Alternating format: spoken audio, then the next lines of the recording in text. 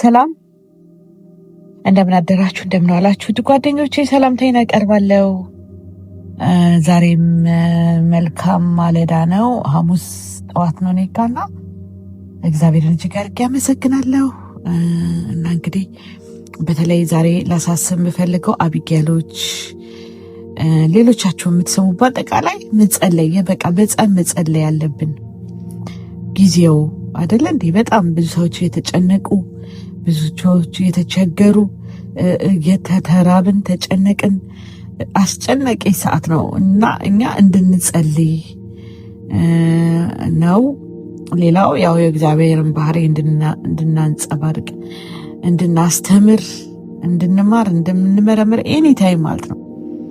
አንዳንዴ በጣም በቃ ብዙ ነገሮች አሉ። ለምሳሌ ዘመኑ አናውቅም እኛ፣ በእርግጥ ግን እኛ እዚች ምድር ላይ እስካለን ድረስ ያው ተግባራዊ ነገሮችን መለማመድ ማድረግ አለብን፣ መማር አለብን፣ ተግባራዊ ማድረግ አለብን ነው። ሁለተኛ ተስፋ አለን ነው። በቃ አይደለ እንዴ? ከሚጠፉት ወገን አይደለንም ነውና ይሄንን ስናገር በአጠቃላይ ስለ ደህንነት አይደለም። ሰው ኢየሱስን በማመን የእግዚአብሔር ልጅ ሊሆን ይችላል። ይሄ ግን ከባህሪ እድገት፣ ስለ እድገት ነውና ዛሬ ከተጠየቁ ጥያቄዎች ስለ ባህሪና ስለ ካራክተር፣ ስለምንም ምግባር ልዩነት ነበረ። እኔ እንዳየሁት ከትምህርቶቹ ከዶክተር ምህረትም ከተለያየ ቦታ አንድ አይነት ናቸው፣ ምንትዬ ናቸው ማለት ይቻላል። እና እንግዲህ ስለዚህ ስለ ባህሪ ልህቀት ያልኩበት ምክንያት ያው በእርግጥ እንደዚህ ትምህርቶቹን ያው ዶክተር ምህረት ከሚጠቅሳቸው ነው የወሰድኩት። በዚህ ጉዳይ ላይ አንዳንድ ልጆች ብዙ እንትን የምትለው በቃ ትምህርት ከዚሁ ነው የሚመጣው ማለት ነው። ካልቪንም ስለ እውቀት ያለው ነገር ረሳሁት እንጂ እኔ ብዙ ስለሱ የእሱን ኮመንተሪዎች ብዙ አነባለሁና እሱ ተናገራቸው ብሎ ፖስት ከሚያደርጓቸው ነገሮች አስደናቂ ነገሮች በቃ ትምህርት ከእንደዚህ ነው ማለት ነው። ከዛ ወዛው ነው አይደለ እንዴ? መጽሐፍ ቅዱስ ለምሳሌ ከሐዋርያት ከነቢያት መሰረት ታነጻችሁ ይላል አይደል? ሙሴ ቃሉን ተቀበለ፣ ሐዋርያትም በማስተዋል ያንን ጥበብ እየተሞሉ እያደገ እውቀት እያደገ አይደል? እና ለምሳሌ አሁን እኔ በቃ ብዙ ጊዜ ዶክተር ምህረት እንሰማለው፣ እሱም ደግሞ ከሌላ እንዲህ እያለ ሌሎችም ለምሳሌ ብዙ እንሰማቸዋሉ። በጣም ሎንግ ታይም ሰማው እንዲሁም ዶክተር ማሙሻ ነው። እና ሞስትሊ ግን አሁን በተለይ ስለ ማይንድ ሴት፣ ስለ ተግባራዊ ነገሮችን ፕራክቲስ የምናደርግባቸው ነገሮች ነው የምናገረው። እና ስለ ባህሪ፣ ይሄ ባህሪ የሚለው ነገር ለምሳሌ ስለ ጋራ ነገርም እንደሆነ ከዶክተር ምህረት ሰምቼ ለምሳሌ አብረን ስንኖር የምናንጸባርቀው አክሽን ሊሆን ይችላል። ከቤተሰብ ጋር ለምሳሌ ልጆች ከወላጆቻቸው አይደለ የሚታዘዙ ናቸው፣ ባህሪያቸው የማይታዘዙ ናቸው። እንደዛ ልንወስደው እንችላለን። ካራክተር የሚለውን ደግሞ ስንገልጸው አይደለ እንዴ ስለ ጥንካሬ እና ስለዚህ አንድ አይነት ነገር ግን አገላለጣቸው ሊሆን ይችላል። እና በዚህ ጉዳይ እንግዲህ በጣም ዶክተር ወዳጄንም ሊቅ ነው በዚህ ላይ እሱን እንድትሰሙ እና ከነ ዶክተር ምህረት እንድታዳምጡና ይሄ ነው። እና ስለዚህ ባህሪ ለምሳሌ ምንድነው ክርስቲያናዊ ባህሪ? ለምሳሌ አሁን ብዙ ጊዜ በጣም በቃ ስለ ጮኸ አንድ ሰውዬ መንፈሳዊ ይመስለናል። ወይኔ ምናምን ጮኸ ሰራፍ ምንም ላይቅ ይችላል። እንዲያውም ምንም መንፈሳዊ ነገር ላይኖረው ይችላል። ትዕግስት ላይኖረው ይችላል። ፍቅር ላይኖረው ይችላል። ደግነት ላይኖረው። ዋናው ገባችሁ? በጩኸት አይደለም፣ በተግባር ነው የሚገለጠው። ገባችሁ? አሁን እነዚህ በቃ ኢሳያስ እንዳለው እንደ እንቁላል የሚፈለፈለ ይሄ የቻይና እንትን ብዙ ሊሆንም ይችላሉ። እና ስለዚህ ምንድነው እግዚአብሔራዊ ባህሪ ለማሳደግ መጽሐፍ ቅዱስም አዲስ ኪዳንም ብሉይ ኪዳንም የሚያደርጋባችሁ ተግባራዊ። ለምሳሌ በብሉይ ኪዳን በጣም ጠንካራ የተባሉ አንደኛው ዳንኤል ነው። እነ ዳንኤል አይደል እንዴ ተጽዕኖ ፈጣሪዎች ናቸው። ምክንያቱም ችግርን አልፈው በህይወታቸው ችግርን ተቋቁመው በመልካም ስነ ምግባር አምላካቸውን ገልጸው አይደለ ያሳዩት ነገር በቃ ዘላለማዊ ይኸው ዛሬ እና እኛም እናወራዋለን።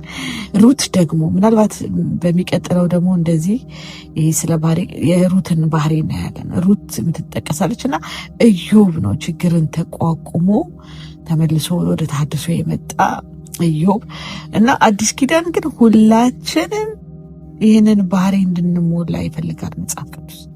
ተግባራዊ እንድንሆን ያስፈልጋል። አንድ ሰው ባህሪ ላይኖረው ይችላል ክርስቲያን ሆኖ በመጨረሻ ላይ የንስሐ ዕድል ይኖረዋል ብዬ አስባለሁ። ምክንያቱም ግን እነዚህ ካራክተሮች የሚያስቀሩብን ነገር አለ። ወላጅ የማያከብሩ ክርስቲያኖች እንደነገርኳችሁ፣ ለምሳሌ የቢሊ ግራሃም ልጅ አይታዘዝም ነበር አባቱን። እንዲያውም የሚገርማችሁን የኦርላንድ ስትመጡ ትልቅ ሚዲያ ላይ ቢሊ ግራሃም እየሰበኩ ከዛ የሆነ ትንሽ ልጅ ሆምለስ ሆኖ እዛች ቦታ ላይ ማለት ያ ቦታው ምንድነው መሰላችሁ ብዙ ድራግ ምናምን እንትን እያሉ ሆምለስ የሚሆኑበት ቦታ ነው። በቃ ግን ሱሰኞች ምናምን ይሆኑና በቃ ይሄ ልጅ ከአባቱ ባህሪ ወሰደ እንዴ? አልወሰደም።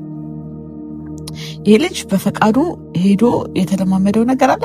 እሱ ምንድነው የሆነው ሆምለስ። ግን መጨረሻ ላይ ተማርኮ መጥቶ እንዲያውም ሱሰኞችን ሪሃብ እንትን አለው። እዚህ ነው የሚኖሩበት አካባቢ ሪሃብ ሴንተር አለው። ትምህርቱ ራሱ በቃ እንደዚህ በሰይጣን የተጠቁ ሰዎችን የማዳን ሆነዋል ማለት ነው።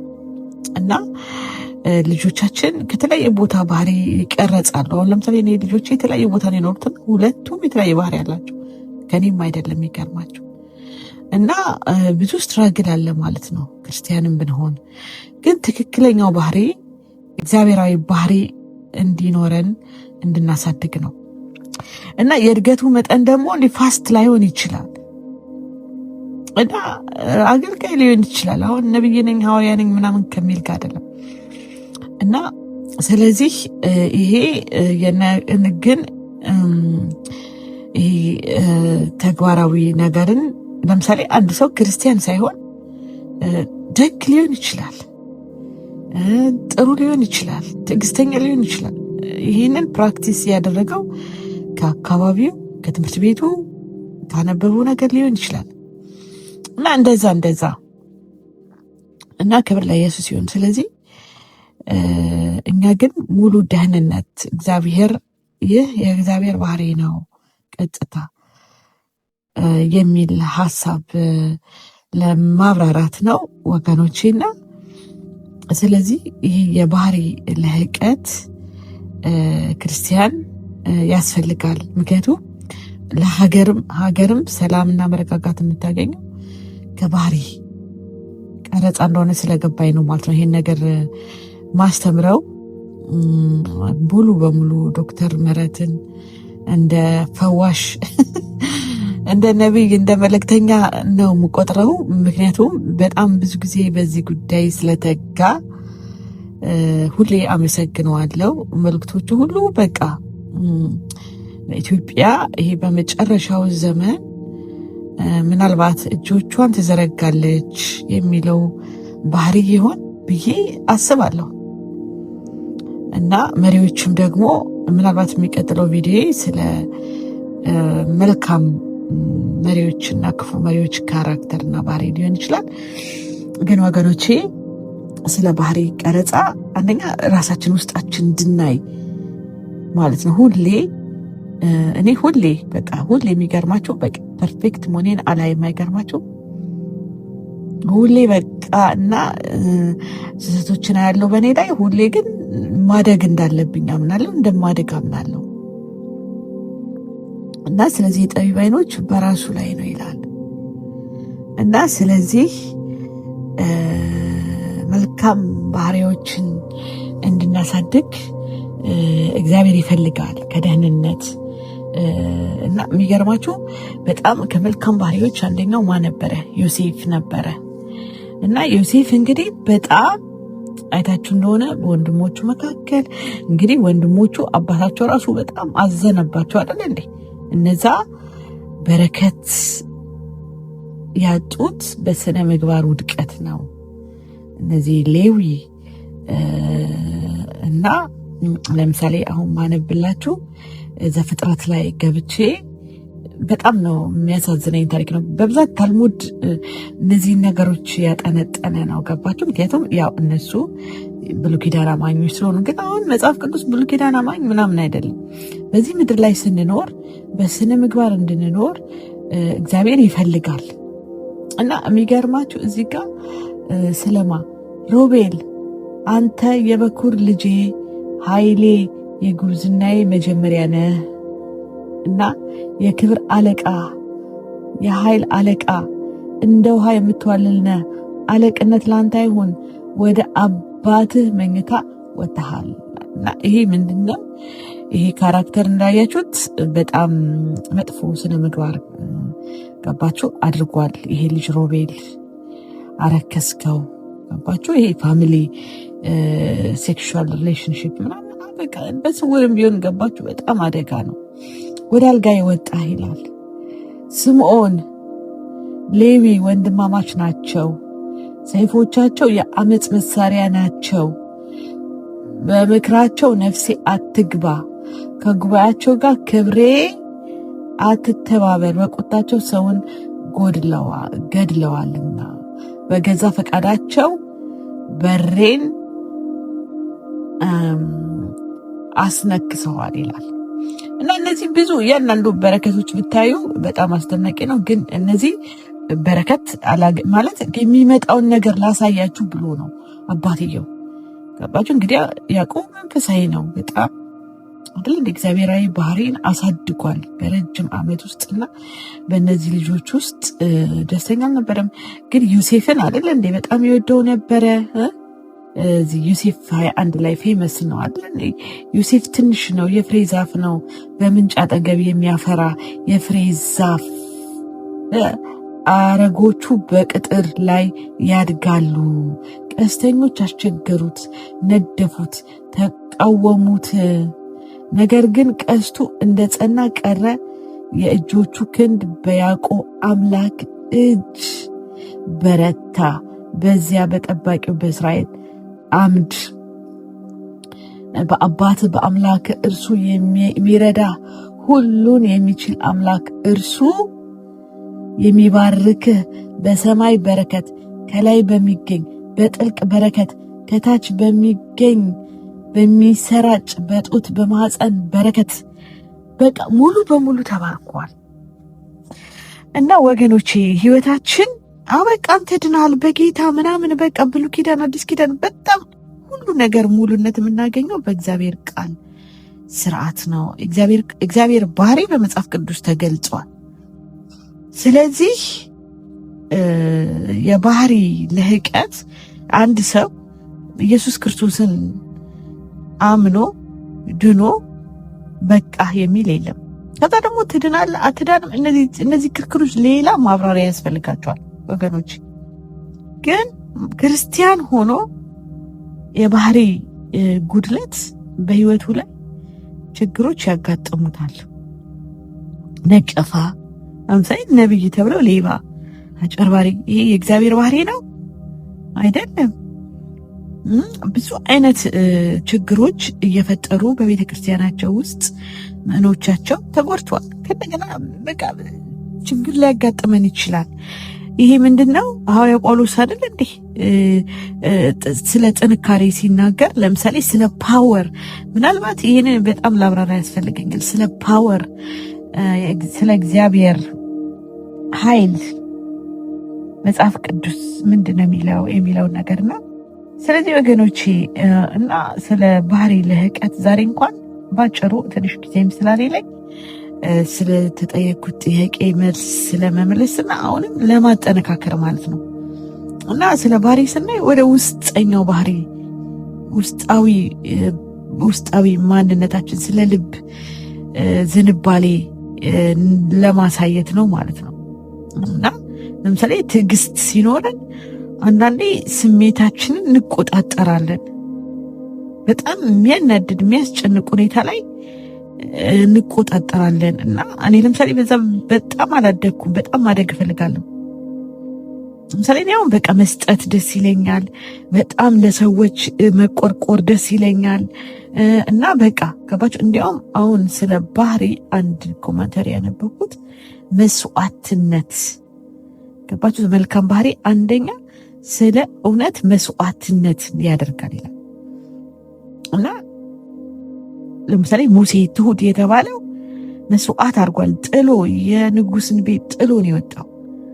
እነ ጳውሎስ አይታችኋል አይደል? ስለ ወንጌል ታስረዋል። በእስር ቤት ነው ያሳለፉት። ይሄ በቃ ካራክተር ባህሪያቸው ነው፣ ማንነት ሆኖላቸዋል። እና ወገኖቼ ይሄን ነገር እንዳልኳችሁ ወደፊት በሰፊ በቃ መገንባት አለብን ብዬ አምናለሁ። እንደ ትምህርት ቤት ቁጭ ብለን እኛም ራሳችን እየተማርን አሁን ምንድነው በቃ ሰው ሌላ ነገር ማለት ላጣሁ ማለት ነው።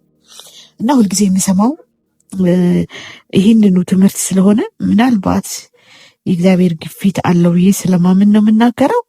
እና ትናንትናም እንደነገርኳችሁ በሳኦልና በዳዊት ላይ ያለ ካራክተር አይተናል አይደል እንዴ?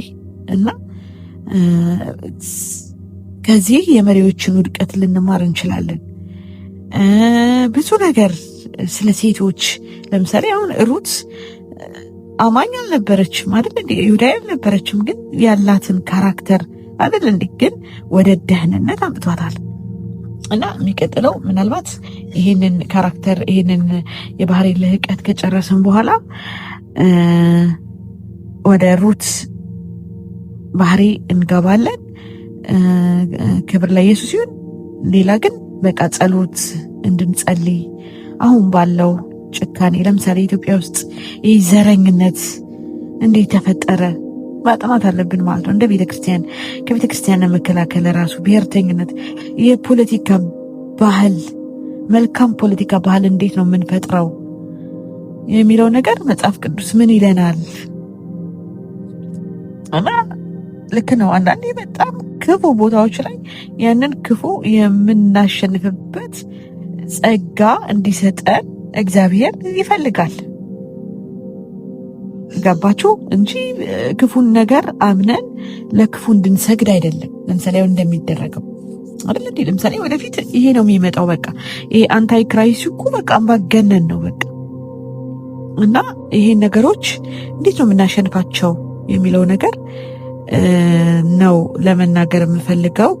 ስለዚህ ወገኖቼ አሁንም ላይክ እና ሰብስክራይብ እያደረጋችሁ ተደራሽነት እንድናገኝ እና ደግሞ እንድንጸልይ ተስማምተን ስለ ምድራችን መጽሐፍ ቅዱስ በጣም ብዙ ነገር ነው ሰሞኑን ስጸልይበት የነበረው ጥቅስ መዝሙር 102 ነው። በቃ እግዚአብሔር ግፍን አይወድም፣ እኛም መውደድ የለብንም። ጭቆናን አይወድም። እኛ ምንም ባናደርግም ለምሳሌ ከአንድ ልጅ ጋር ስጨቃጨቅ ነበር እና ከሱ ጋር ምንድነው በተለይ በቃ መንግስታትን ታዘዙ ተብሏል፣ ግን ምንድነው ተባበሩ አይደለም። አንዳንድ ነገሮችን መቀየር ላንችል እንችላለን። መቀየር መናገር ካልቻለን መጸለይ አለን። መናገር ከቻለን መናገር አለን። ክብር ለኢየሱስ ይሁን። እና እዚህ ጋር የሚገርማችሁ ዳዊት 102 ላይ ባዘነ ጊዜ ነው የሚለው፣ ልመናው በእግዚአብሔር ፊት ባፈሰሰ ጊዜ ነው። እና መዝሙር 102 ሁላችሁም አንብቡ። እና በጣም ግፍ በግፍ ሰዓት በመከራ ቀን ፊቴን ካንተ መልስ፣ ጆሮህ ወደ እኔ አዘንብል። ግፍ ሲበዛ ዳዊት ወዴት ነው የሚጸልየው? ወደ እግዚአብሔር። እና ክብር ለኢየሱስ ይሁን። ኢየሱስ ጌታ ነው። እና እዚህ መዝሙር 102 ላይ በጣም ብዙ ረጅም ነው ጸሎቱ። እና ምንድነው እዚህ ጋር የሚለው የእስረኞች ጩኸት ይሰማ ዘንድ እኔ በጣም በዚህ